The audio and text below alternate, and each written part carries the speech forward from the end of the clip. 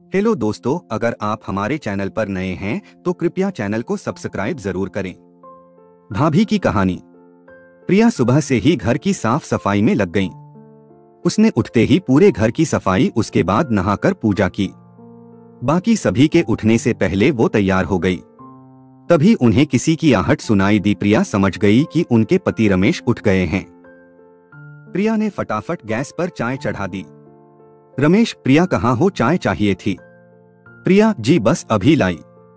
रमेश, तुम्हें पता है न कि मुझे सुबह उठते ही चाय चाहिए।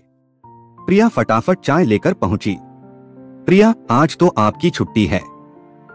आज घर में बहुत काम है, इसलिए मैंने सुबह चाय नाश्ते में न लगकर फटाफट सारी सफाई कर डाली और नहा धोकर पूजा भी कर ली। रमेश, ठीक है, पर चाय तो कम से कम बना ही सकती थी। चलो अब बताओ, मार्केट से क्या लाना है? प्रिया, जी अभी मां जी से पूछ कर आती हूँ कि नाश्ते में क्या रखना है और खाने में क्या रहेगा। प्रिया फटाफट चाय लेकर सुधा जी के कमरे में पहुंच गई। जाते हैं उनके पैर छुए और कहा, प्रिया, मां जी मेहमानों को नाश्ते में और खाने में क्या देना है? ये मार्केट जा रहे हैं तो मैं सामान मंगा लेती।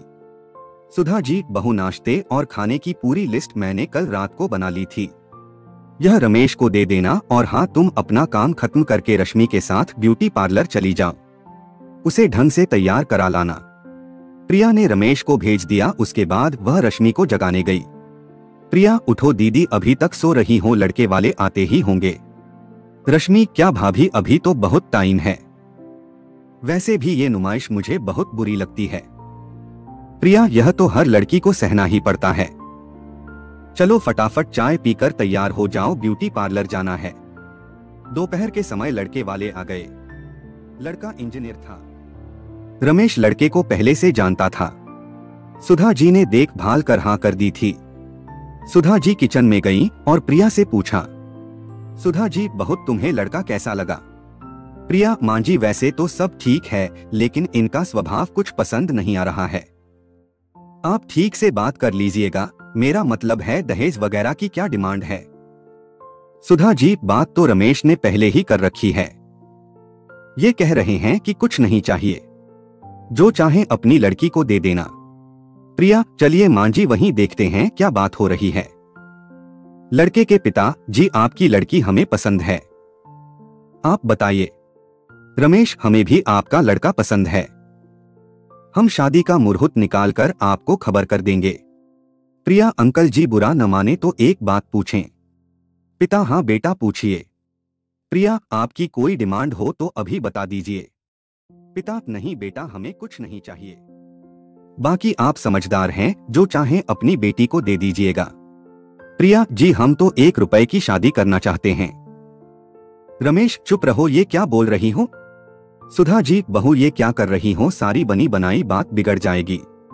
पिता, यह क्या मजाक है? भला आज के जमाने में 1 रुपए में शादी होती है कहीं? प्रिया, यही तो मैं जानना चाहती हूँ, अंकल जी क्या चाहिए आपको? रमेश खड़े होकर प्रिया को पकड़कर अंदर ले जाता है। रमेश, ये क्या बकवास कर रही हो? प्रिया, तुम्हें नहीं पता, आजकल ऐसे ही कहते हैं, हमें कुछ नहीं चाहिए, फिर धीरे धीरे इनकी डिमांड शुरू हो जाएगी।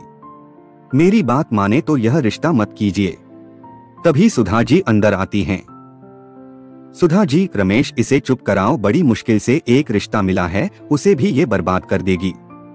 रमेश उसे डांट कर चुप रहने को कहता है। रिश्ता पक्का हो जाता है। 4 महीने बाद शादी का मुहूर्त निकलता है। एक दिन रमेश सुबह काम पर जाने के लिए तैयार हो रहा था। तभी लड़के के पिता का फोन आ जाता है। पिता, बेटा हम यह जानना चाह रहे हैं कि आप लोगों का क्या बजट है शादी का? रमेश जी, आप चिंता न करें, हम ठीक ठाक शादी कर देंगे।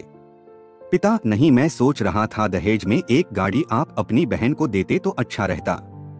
रमेश, लेकिन आपने तो पहले कहा था कि कुछ नहीं चाहिए। पिता, वो तो सब कहते हैं, लेकिन कुछ तो तुमने भी सोचा होगा। एक काम करो, तुम अगर छोटी गाड़ी देना चाहते हो तो हम कुछ बाराती कम ले आएंगे, उससे जो पैसे बचें उससे बड़ी गाड़ी दे देना। उनसे बात करने के बाद रमेश सारी बात मां को बताता है। सुधा जी, शायद उस दिन प्रिया सही कह रही थी। इंसान को पहचानने की अक्ल हमसे ज्यादा उसमें है। ठीक है, यह पहली डिमांड है, पूरी कर देते हैं, आगे से ध्यान रखेंगे। लेकिन बात यही नहीं रुकी। जैसे जैसे शादी का दिन नजदीक आता जा रहा था, उनकी डिमांड बढ़ती जा रही थी। रमेश एक दिन घर पर बैठा था। सुधा जी बेटा क्या बात है, लड़के वालों ने फिर कोई डिमांड रख दी।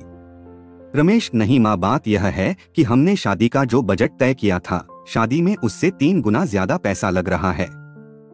मैंने कर्ज भी ले लिया, लेकिन लड़के वाले ऐसा बर्ताव कर रहे हैं जैसे हम कोई बहुत बड़ी गलती कर रहे हैं। प्रिया मेरी बात मानिए, शादी के लिए अभी मना कर दीजिए। रश्मि के लिए बहुत अच्छे रिश्ते मिल जाएंगे, इन मुंह हमेशा फटता रहेगा। लेकिन सुधा जी और रमेश बदनामी के डर से लड़के वालों की हर डिमांड पूरी करते रहे। शादी के दिन सभी बहुत खुश थे। जैसे ही बारात आई, सबने बारात का स्वागत किया। रमेश बहुत डरा हुआ था कि कहीं विदा से पहले एक और नई डिमांड न निकल आए।